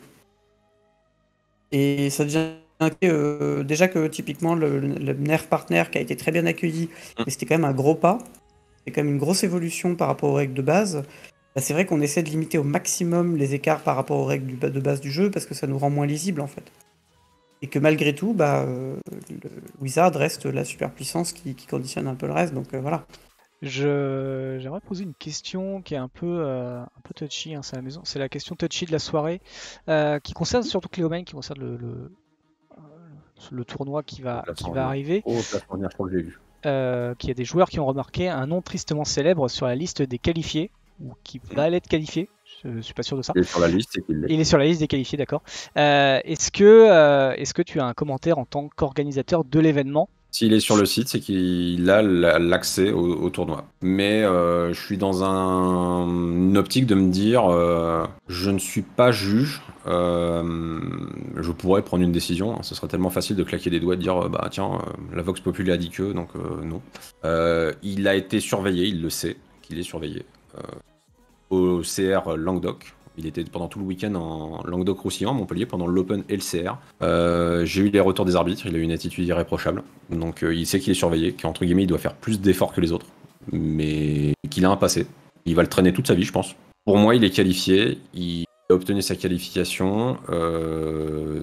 Tant que je n'ai pas de retour et de fait avéré, je ne prendrai pas d'action. Parce que là, il y a une personne en particulier, mais on est d'accord que n'importe quelle personne, du coup, qui se qualifie à ton event, vous êtes sur le site, vous êtes affiché sur le site, c'est que vous êtes officiellement qualifié. Voilà. Peu importe le passif. J'ai une petite question du coup qui concernerait des partenaires ou des débans qui ont été discutés en tout cas, mais bon, plutôt des partenaires. La question concernerait surtout Akiri. Vu que Mox est parti, est-ce qu'Akiri peut revenir? Pour les débans, on fait déjà il y a Wizard qui publie énormément de cartes maintenant. C'est assez constant. Du coup, on sent moins la nécessité de débannir des cartes pour soit renouveler le format, soit renouveler le format. On n'a pas pour objectif d'avoir une banlist courte. En fait, on regarde la banlist. Et du coup, c'est toujours compliqué de débannir une carte qui peut prendre une niche, peut diminuer la possibilité de choix sur certains decks. Finalement, j'ai toujours l'impression que la restriction entraîne la création. Hein. Avoir le meilleur Descartos évident pour tout le monde quand il y avait Urza, finalement ça fait qu'il n'y avait qu'un seul Descartos. C'est pas forcément un élément positif de débannir une carte, sauf quand ça peut avoir un effet de levier intéressant sur le format. J'ai pas l'impression que ce soit le cas d'Akiri, où il y a dans les différentes stratégies qui peuvent être adoptées avec le deck, que ce soit très aggro ou des options plus tempo, il y a déjà des options disponibles dans le format. Akiri, c'est une carte qui, en tant que deck, est probablement un power level acceptable, mais discutable. Je suis pas très fixé sur ma position là-dessus. Qui apporterait peut-être, de la même façon peut-être, un archétype différent, un archétype supplémentaire dans le jeu, mais ça fait beaucoup de peut-être pour aller dans... Enfin, comment dire? Ça fait beaucoup de peut-être pour quelque chose qui, comme tu l'as très bien dit, n'est pas forcément nécessaire dans la mesure où en fait, on a déjà largement beaucoup de matériel qui sort, ou peut-être trop de matériel qui sort. Donc ça me semble pas une urgence. Pour le dire de façon concise, c'est pas impossible, mais ça me semble pas urgent. Et Ardennes, c'est un peu la même problématique. Globalement, les cartes qui seraient... je le dis souvent, c'est-à-dire que quand on unban une carte, il y a plusieurs cas de figure. Ça peut être une carte qui va être totalement inexistante. C'est ce qui s'est passé avec Teferi à 6. Ça peut être une carte qui peut être OK dans le format et qu'on voit ponctuellement ou qui... C'est un petit peu le cas de Marat, mais c'est pas loin de l'inexistence quand même. Ça peut être pile au bon power level, c'est le cas de Yoshi. Et pour le coup, je pense que c'est le unban qui est, donc à titre personnel, j'ai trouvé très réussi pour ça. Et puis, si c'est catastrophique et que ça casse tout, c'est un peu horrible. Le truc, c'est qu'actuellement, à mon avis, Akiri, elle a plus de chances d'être dans la situation Marat qu'autre chose. Actuellement, c'est comme ça que je l'identifie. Donc, est-ce qu'il y a besoin d'unban maintenant une carte dont on n'est pas sûr qu'elle fasse grand-chose et il y a des chances qu'elle fasse rien ou qu'elle soit trop forte? C'est un risque. C'est pas impossible, mais ça semble pas nécessaire. J'en profite parce qu'on est avec Léomène et justement, franchement, ce que tu as mis en place, c'est exceptionnel, faut le dire quand même. Enfin, on voulais faire un petit truc au départ, j'avais pas anticipé. Moi, je peux te le dire, même en tant que ce soit, même là, je ne mets même pas en tant que comité, mais en tant que joueur. Moi, je sais qu'au niveau boulot, j'ai eu une année qui a été très compliquée, j'avais plein de boulot, etc. J'avais du mal à trouver du temps pour les tournois. Et quand j'ai vu à un moment donné le système qui se mettait en place, ça m'a donné une hype incroyable. J'ai fait des concessions sur d'autres trucs. Et je sais qu'on est beaucoup de joueurs dans cette situation où la perspective d'avoir une vraie structure compétitive, ça donne du sens au tournoi, ça donne envie d'aller jouer, ça donne aussi une occasion communautaire qui est incroyable parce qu'on va se retrouver avec beaucoup de monde. Beaucoup de gens qui viendront même pas qualifiés d'ailleurs, je pense à mon avis, des gens qui viendront. En fait, c'est ça le truc. On m'a posé souvent la question de dire est-ce que ça vaut le coup de venir si on n'est pas qualifié? Je suis bah oui, justement, on n'allait pas laisser les gens entre guillemets remplir les voitures et dire bah non, t'es pas qualifié. Complètement. Non, c'est pas le but. En plus, j'ai vu que tu avais mis en place des tournois même de qualif pour l'année suivante. Enfin, il y aura de quoi faire. Ça va être. Je crois que l'expression a déjà été utilisée, mais ça sera notre mini GP à nous, quoi. Ça va être. Comment dire, il y a un truc que il faut quand même le dire souvent, c'est que c'est un format qui est communautaire. On n'est pas soutenu par. On est soutenu pas par Wizard. On fait tout en autonomie. C'est des gens comme toi, concrètement, qui font tourner la baraque aussi, quoi. Faut le dire. Et on est capable d'avoir. J'ai discuté avec un orga il n'y a pas si longtemps qui me disait j'essaie de faire des tournois de moderne, il n'y a personne. On fait des tournois de DC, c'est blindé en 2 jours, on a 130 joueurs. En DC, on en est là. C'est-à-dire qu'actuellement, en France, j'ai l'impression qu'on a une situation, quand tu parles avec des orgas, quand tu parles avec des joueurs, c'est plus facile de faire des tournois compétitifs avec 130 personnes en DC que dans n'importe quel autre format construit. On est là, tu vois, c'est. Avec tes petites mains, t'as construit une structure qui littéralement fonctionne bien, fait de l'ombre, on va dire, au format classique. On a un format qui marche bien, on a une communauté qui est super. C'est vraiment, d'un point de vue associatif, là je sors du rôle joueur et je parle du point de vue associatif. Voir ça, c'est vraiment exceptionnel, quoi. On a un truc, j'aurais jamais pensé voir ça. Je pense que mon premier tournoi de DC, c'était un zap à 50 joueurs et qu'on avait l'impression que c'était le diapason du format et qu'aujourd'hui, on a une structure à base de 130 joueurs par mois et des week-ends qui se chevauchent. Moi, franchement, j'y crois à peine, quoi. C'est ouf. Moi, quand j'ai lancé ça, j'étais en angoisse de me dire est-ce que ça va suivre? Est-ce que j'avais même prévu pour mes tokens, j'avais dit bon, on fera peut-être une moyenne. J'avais calculé une moyenne de 50 joueurs par CR, ce que je trouvais déjà pas mal. Ouais. Et au final, j'ai dû recommander des tokens et doubler la commande quasiment. Parce que je voyais les tournois se remplir à une vitesse folle, je dis mais qu'est-ce que j'ai fait quoi? Qu'est-ce que j'ai fait? Et j'avais lâché ça pas discrètement, mais timidement en me disant bon, comment ça va se passer? J'avais envie, en fait, j'avais une idée en tête, je savais où je voulais aller et j'y suis pas encore. Il y a encore du boulot, même si je vois que j'ai l'impression quand même la base de travail elle est là, mais il y a des choses encore à travailler. C'est pas être le faux modeste, c'est être malheureusement un éternel insatisfait. C'est ce qui me poussera à toujours aller un peu plus loin et de jamais recommencer les mêmes choses. C'est pour ça, on m'avait dit est-ce qu'il y a un deuxième UPF de prévu? Et moi, dans ma tête, je fais bon, bouf. On essaie de faire les choses sérieusement sans se prendre au sérieux. C'est peut-être aussi ça, une des recettes de Magic, c'est de dire on fait des trucs, mais on y va et on essaie de le faire au mieux pour la commu, quoi. Sur ce, merci en tout cas, Cléomène, Kremlin, Moondust et Domino aussi qui est venu pour la première partie, évidemment. Merci à vous 4 d'être venus ce soir pour avoir profité, parler de l'annonce, expliquer les choix, répondu aux questions également, poser d'autres. Merci en tout cas à vous 3, vous 4. Et puis du coup, rendez-vous pour certains, en tout cas je l'espère, en juillet pour le tournoi de Châteauroux. Et puis sinon, on se retrouvera pour un prochain live, une prochaine annonce, fin juillet, dernier lundi, à chaque fois, dernier lundi de juillet. Voilà, mettez ça sur vos agendas, et puis voilà, puis sinon nous on se retrouvera comme d'habitude les jeudis pour du Commander Club, et pour le mardi si on arrive à détacher du temps pour du duel. Les lives, je rappelle le live de l'Open Qualifier qui aura lieu le 11 juin, toute l'après-midi, 14h30 jusqu'à 22h. Donc voilà, n'hésitez pas. Je rappelle également les petits liens. Vous avez le tournoi, on fait rapidement le petit tournoi qui est actuel, qui est en cours. Voilà, n'hésitez pas si vous avez envie de vous entraîner pour justement Châteauroux, voilà, vous y allez. L'inscription c'est 4€ et 3€ si vous êtes membre de l'association qui coûte 5€ et ça vous donne des réductions sur l'ensemble de nos tournois online à ce propos. Donc voilà, n'hésitez pas. Le tournoi commencera lundi prochain, 5 juin, donc n'hésitez pas à vous inscrire entre maintenant et lundi pour pouvoir justement profiter et tester dans un environnement un petit peu compétitif, tout en étant en pyjama, les pieds en chaussons. C'est quand même agréable. Merci à tous en tout cas, Moondust, Kremlin, Cléomène, Domino et le chat évidemment. Énorme merci à tous ceux qui nous ont follow et sub durant la soirée. Ciao, merci. Merci à tous en tout cas. Merci. Et puis Ciao. à très bientôt et passez une très bonne soirée, très bonne semaine et à très bientôt chez Chronique Commander. Bye bye à tous, merci de nous avoir suivis.